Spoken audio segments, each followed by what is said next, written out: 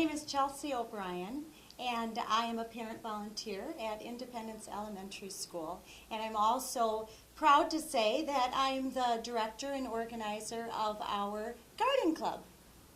We moved to Clarkston about 2 years ago now, and I had 3 small children at that time at Independence Elementary, and I was looking for a way to contribute.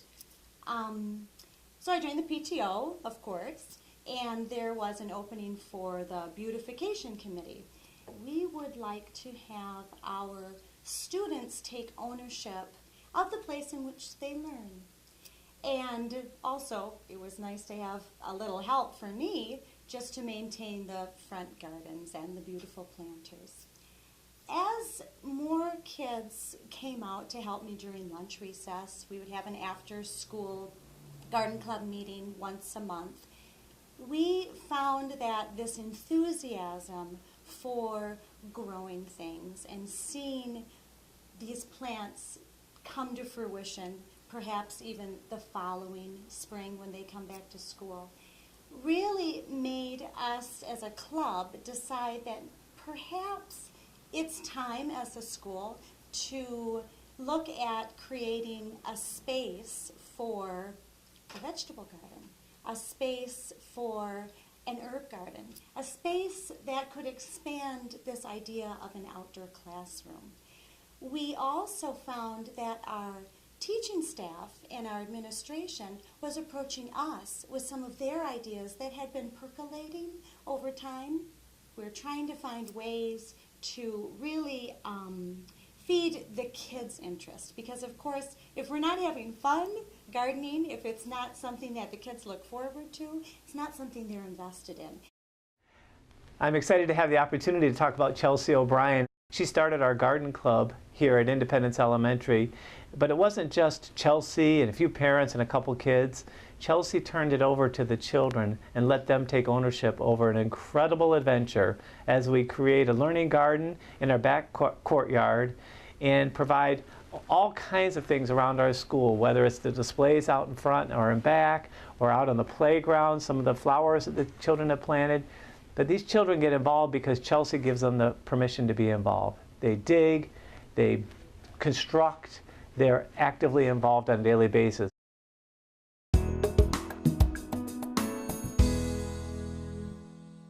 We have 72 garden club members and all of their families, and I cannot overplay the role that our parents have had. Our garden club parents have really been integral to helping get some of these seeds of ideas that our kids have to really grow. So between our parent support, our wonderful administration and staff, and especially the motivation of our kids, we decided to create a learning garden. And this has been such a galvanizing force, I think, for our entire school. Hi, I'm Camila Duarte. I'm a parent volunteer at Independence Elementary. My son is a first grader, Milo Keeson, in Mrs. Bell's class, and I've been helping with the garden club at Independence Elementary to create a learning garden at the school. I watched the kids get so excited, and with such a huge number in the group, I realized that we were going to try to get them some resources in order to get 80 students really active in the garden program at the school. So I got together with some other parents and a really positive teacher, and we were able to identify some grants in order to get some of the monies that they needed to get their projects off the ground. So far we've raised about half of what our budget is.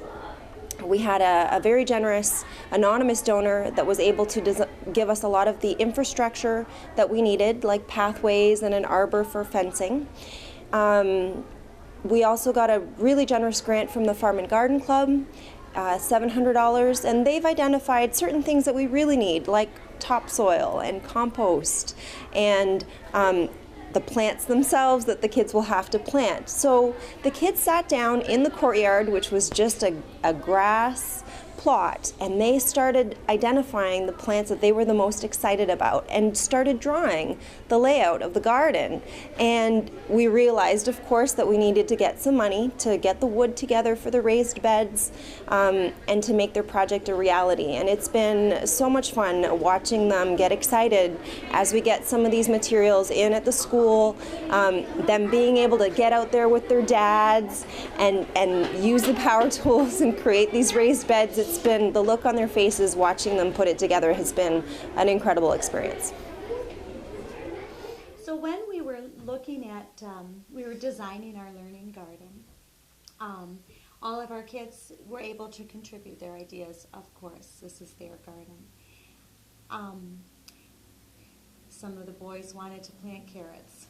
Other kids wanted to do red peppers. We wanted the pizza garden for Mrs. Lambert, our PE teacher. We did an animal garden for Mr. Lamb with spiderwort and toad lily and bear's breeches.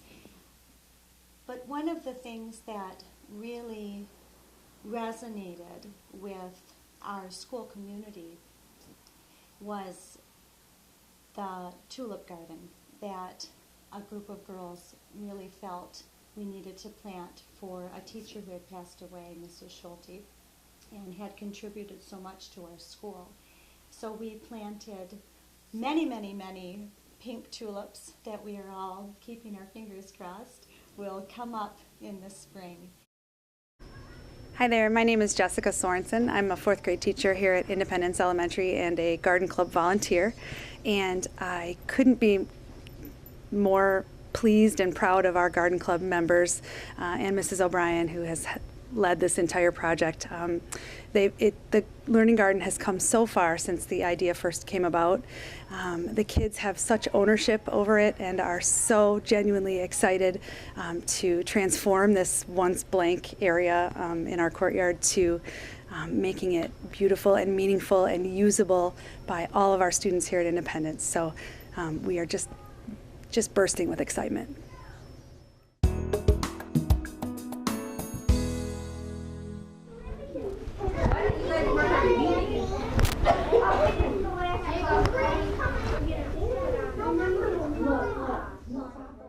Hi, I'm Trisha Beach, and I'm here at Independence Elementary with our garden club making garden mats out of recycled t-shirts.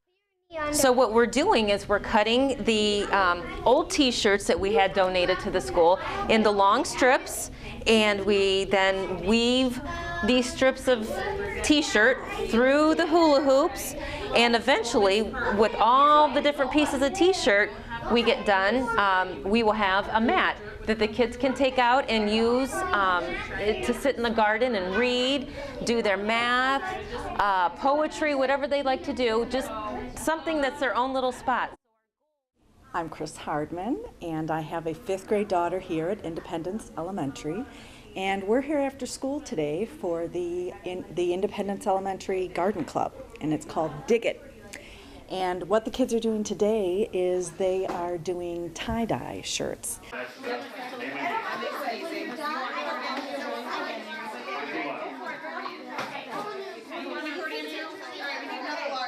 Grabbed it from the center and they spun it, and you see how it has all these circles in it?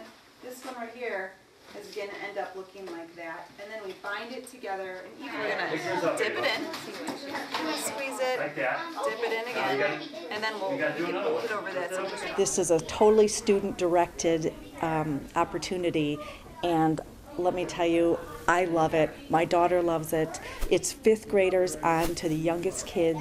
They all like to do it. We didn't know if anybody would really want to do this. It's hard work. You're gloving up. You're on your knees. They're giving up their lunch recess to come out here and work. And they do work. This is not light, fluffy, let's smell the flower kind of activity. They are moving rocks. They are digging holes. They are hauling mulch. Kids like to do a wide variety of things, and it's so fun for me to see how different actually like the boys in our garden club are and the girls in our garden club.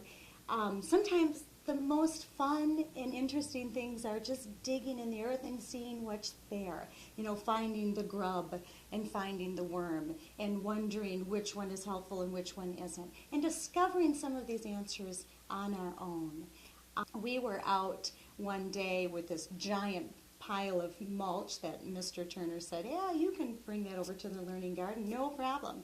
And I had a big group of 1st and 4th grade boys with their wheelbarrows and their shovels and our parent supervision. And on their own, of their own volition, they were shoveling the mulch and started to sing our garden club song. We are the garden club, dig it, it's the garden club. And if you can imagine 20 boys out on the playground with all of their peers around chanting this garden club song, they were so proud of what they were doing. They were so involved with creating something that was their own. We were working in our garden one day, and the kids were saying as they're digging and pulling, this is phenomenal. And I said, yeah, it's phenomenal, isn't it, you guys? And then we started playing with that word, phenomenal, and then somebody went, we love our garden. Phenomenal. It's just so nice. And pretty soon I started thinking, oh, this is a song. We're going to have a garden club song. So we started composing this.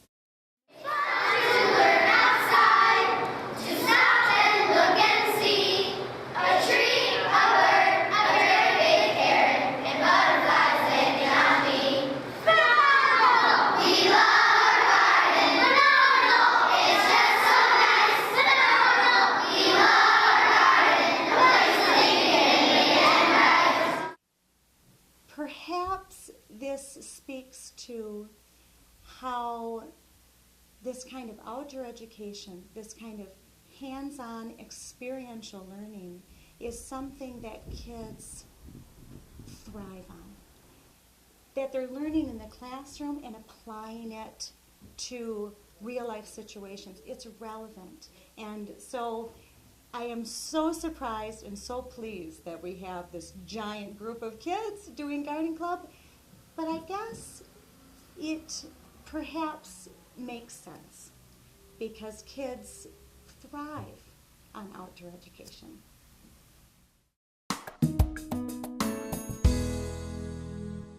My hopes are their hopes. We have short-term goals of creating our learning garden. We have a lot of work still to do. We'd really like to create an enclosed space that the entire school could use for outdoor education. Other short-term goals are to establish our Green Stools certification. Our garden club is spearheading our school certification. We're already doing so much at Independence Elementary with recycling. We have a relationship now with a Girl Scout troop, and we're going to be doing some bluebird habitat. We're trying to establish a monarch butterfly way station, and all of these things are going to help us with our Green School certification. Long-term goals, the sky's the limit, right? All of our best ideas are our kids' ideas. I wonder, actually, what our long-term goals are going to be, because I think our kids are going to have some magnificent creative idea that hasn't even come to me.